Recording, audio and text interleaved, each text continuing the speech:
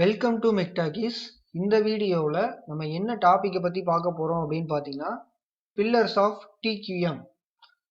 TQM அப்படிங்கிறது total quality management அப்படிங்கிற ஒரு டீம். இந்த டீம் என்ன பண்ணுவாங்க அப்படின்னு பார்த்தீங்கன்னா ஒரு கம்பெனிக்குள்ள ப்ராசஸோட குவாலிட்டியும் ப்ராடக்டோட குவாலிட்டியும் இன்க்ரீஸ் பண்ணுவாங்க. இது மூலமாக அவங்களோட ப்ரொடக்டிவிட்டியை இன்க்ரீஸ் பண்ணலாம். அதுக்கப்புறம் அவங்களோட ஏர்னிங் இன்க்ரீஸ் பண்ணலாம். அதுக்கப்புறம் அவங்க ஒரு பிராண்டாக கூட மாறலாம். ஸோ இந்த மாதிரி டிகிஎம் அப்படிங்கிற ஒரு கான்செப்டுக்குள்ளே இந்த பில்லர்ஸ் ஆஃப் டிகிஎம் அப்படிங்கிற டாப்பிக்கை பற்றி தான் நம்ம பார்க்க போகிறோம். ஸோ இந்த பில்லர்ஸ் ஆஃப் டிகிஎம் அப்படிங்கிறதுல நிறையா சில இமேஜஸ் எல்லாம் பார்த்தீங்க அப்படின்னா 8 பில்லர்ஸ் ஆஃப் டிகிஎம், அதே மாதிரி 6 பில்லர்ஸ் ஆஃப் டிகிஎம் அப்படி இப்படின்னு நிறைய போட்டிருப்பாங்க. பேசிக்காக இருக்கக்கூடிய பில்லர்ஸ் அப்படின்னு பார்த்தீங்கன்னா கஸ்டமரோட focus, process management, employee training and empowerment, அதுக்கப்புறம் கடைசியாக பார்த்தீங்க அப்படின்னா கண்டினியூஸ் இம்ப்ரூவ்மெண்ட். இந்த 4 பில்லரும் பார்த்தீங்க அப்படின்னா டோட்டல் குவாலிட்டி மேனேஜ்மெண்ட் டீமோட பில்லர்ஸ் அப்படின்னு சொல்லலாம். இந்த இமேஜை பார்க்கும்போதே உங்களுக்கு தெரிஞ்சிருக்கும். இந்த கண்டினியூஸ் இம்ப்ரூவ்மெண்ட் அப்படிங்கிறத பேஸ்மெண்ட்டாக வச்சுருக்காங்க. இதுக்கு மேலே பார்த்தீங்க அப்படின்னா கஸ்டமரோட focus, process management, employee training and empowerment இதெல்லாம் பில்லர் மாதிரி கொடுத்துருக்காங்க. ஸோ இதெல்லாமே பார்த்தீங்கன்னா ஒரு டோட்டல் குவாலிட்டி மேனேஜ்மெண்ட் டீமோட முக்கியமான விஷயங்கள். இதில் நம்ம ஒன் பை ஒன்னாக இந்த வீடியோவில் நம்ம பார்க்க போகிறோம். ஃபஸ்ட்டு நம்ம பார்க்க போகிறது என்ன அப்படின்னு பார்த்தீங்கன்னா கஸ்டமர் ஃபோக்கஸ். இந்த கஸ்டமர் ஃபோக்கஸ் அப்படிங்கிறது ஒவ்வொரு கம்பெனியுமே என்ன பண்ணணும் அப்படின்னா அவங்களோட கஸ்டமரோட நீட்ஸை ஃபுல்ஃபில் பண்ணணும். அதுதான் கஸ்டமர் ஃபோக்கஸ் அப்படிங்கிறது. இப்போ இந்த கஸ்டமர் என்ன நினைக்கிறாங்க அப்படிங்கிறத நம்ம மார்க்கெட் ரிசர்ச் பண்ணும்போது தான் நமக்கு தெரியும். ஒரு மார்க்கெட்ல எந்த ப்ராடக்ட்டுக்கு டிமாண்ட் இருக்கோ அந்த ப்ராடக்ட் கஸ்டமர்ஸ் அதிகமாக கேட்குறாங்க அப்படின்னு அர்த்தம். அப்போ ஒரு கம்பெனி என்ன பண்ணணும் அப்படின்னா கஸ்டமர் என்ன டிசைனில் கேட்குறாங்க, இல்லை என்ன ஃபீச்சர்ஸில் கேட்குறாங்க, இல்லை என்ன ஸ்பெசிஃபிகேஷனில் கேட்குறாங்க அப்படிங்கிறத மார்க்கெட் சர்வே எடுத்துட்டு அதை அனாலிசிஸ் பண்ணிட்டு அதுக்கப்புறம் அவங்களோட தேவைகளை ஃபுல்ஃபில் பண்ணணும். அப்போ தான் மார்க்கெட்டில் நம்ம விற்கக்கூடிய ப்ராடக்ட் அதிகமாக சேல் ஆகும். அதிகமாக சேல் ஆனால் தான் நம்ம அதிகமாக பணம் சம்பாதிக்க முடியும். ஸோ இதான் கஸ்டமர் ஃபோக்கஸ் அப்படிங்கிறது. இந்த கஸ்டமர் ஃபோக்கஸ் அப்படிங்கிறது கஸ்டமரோட பேசிக் நீட்ஸாக இருக்கலாம், இல்லைன்னா அது அவங்களோட ரெக்யர்மெண்ட்ஸ், அதாவது அவங்க என்ன ஸ்பெசிஃபிகேஷன்ஸ் கேட்குறாங்க அப்படிங்கிறது.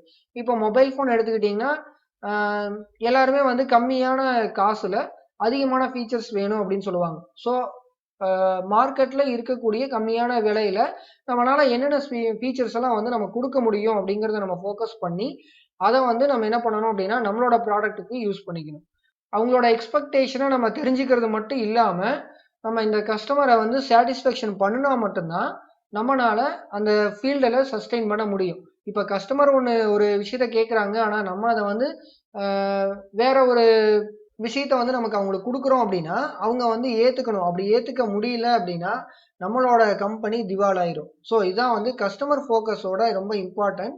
இந்த கஸ்டமர் ஃபோக்கஸ் தான் ஹை ப்ரியாரிட்டியாக ஒவ்வொரு கம்பெனியுமே வச்சிருக்கணும். இந்த கஸ்டமரோட சாட்டிஸ்ஃபேக்ஷனை ஒவ்வொரு கம்பெனியும் ஃபுல்ஃபில் பண்ணால் மட்டும்தான் அவங்களால அந்த ஃபீல்டில் சஸ்டெயின் பண்ண முடியும். ஸோ இதான் கஸ்டமர் ஃபோக்கஸ். இந்த கஸ்டமர் ஃபோக்கஸ் தான் ஃபஸ்ட்டு முக்கியமான ஒரு பில்லராக இருக்குது. அதுக்கப்புறம் பார்த்தீங்க அப்படின்னா ப்ராசஸ் மேனேஜ்மெண்ட். இந்த ப்ராசஸ் மேனேஜ்மெண்ட் அப்படிங்கிறது ஒரு ப்ராடக்டை நீங்கள் மேனுஃபேக்சரிங் பண்ணும்போது பார்த்தீங்க அப்படின்னா ஒரு சீக்வன்ஸ் நான் கொடுத்துருப்போம்.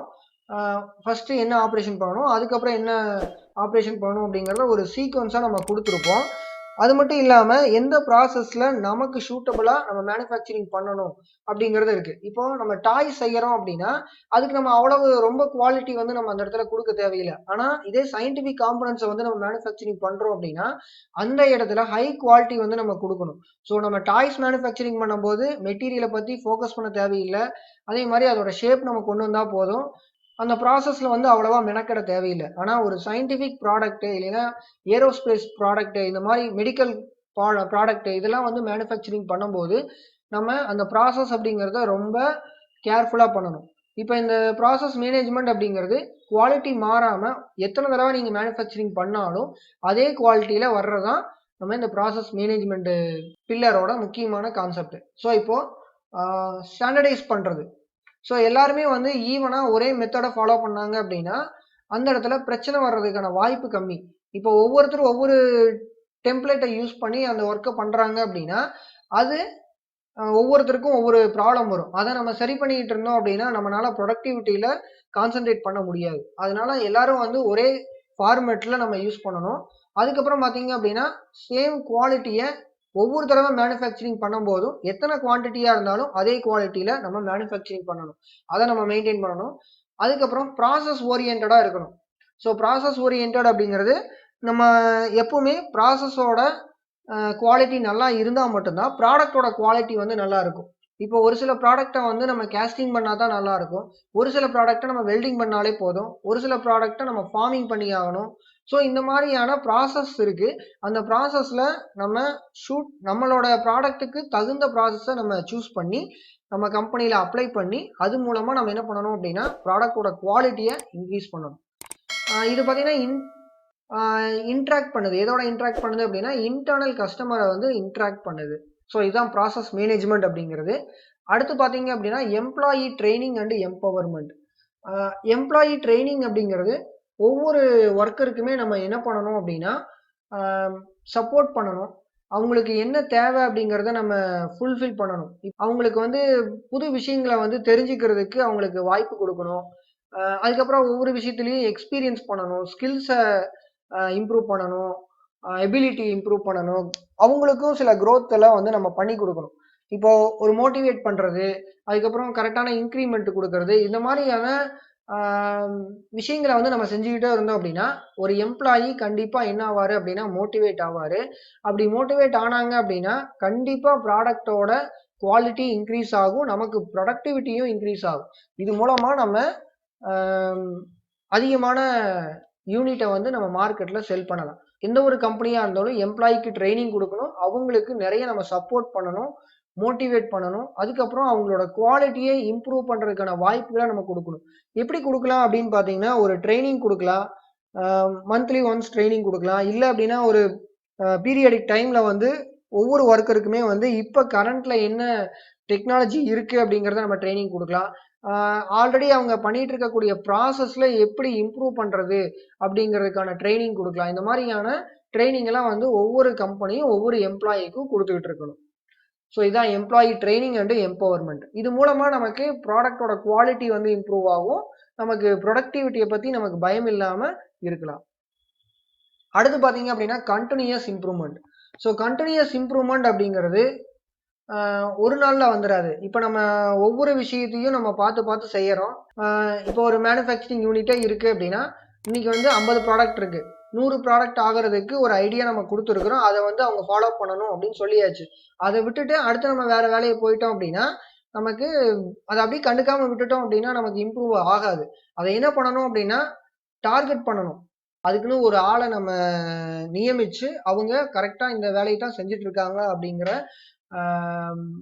மெத்தடை நம்ம என்ன பண்ணணும் மானிட்டர் பண்ணிக்கிட்டே இருக்கணும்.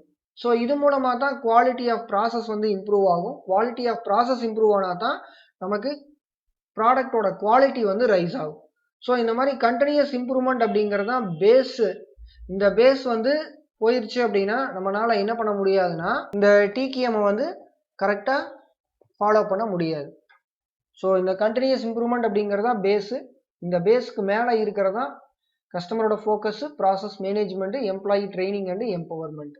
ஸோ இப்படி தான் ஒரு டோட்டல் குவாலிட்டி மேனேஜ்மெண்ட் என்ன பண்ணுவாங்க அப்படின்னா இந்த 4 பில்லர்ஸையும் கன்சிடர் பண்ணிட்டு ஒர்க் பண்ணுவாங்க.